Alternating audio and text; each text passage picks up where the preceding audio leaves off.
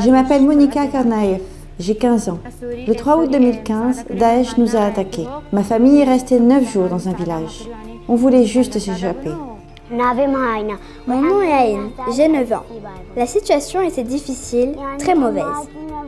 On a tout quitté et on est venu ici. Je ne sais pas ce qui s'est passé exactement. J'étais très petite. Je m'appelle Amcha.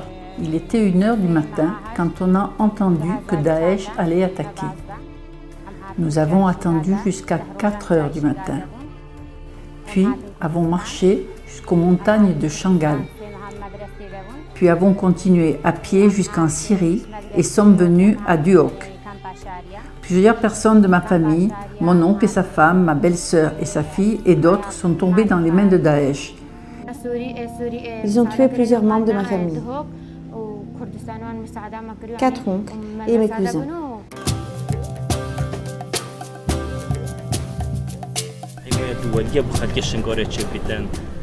Ce camp est organisé depuis fin 2014 pour y installer les déplacés yézidis. Actuellement, 3107 familles, soit 17 800 personnes, habitent ici dans le camp de Sharia. Si on souhaite que la population retourne chez elle à Shangal, il faut que les fondements de la société au niveau de la sécurité, de la paix et de l'organisation sociale soient garantis. Il faut créer des structures de santé, des écoles, des routes, garantir les moyens de vivre. Tant que ces conditions ne sont pas réunies, le camp doit être maintenu. On ne peut pas obliger les gens à partir. L'ONG La Femme a un rôle particulier et important dans cet objectif. Elle nous aide dans plusieurs domaines. Par exemple, la santé, avec un groupe d'hygiénistes qui apporte une aide en cas d'urgence. Une école aussi, pour les enfants avec différents programmes et études de l'anglais.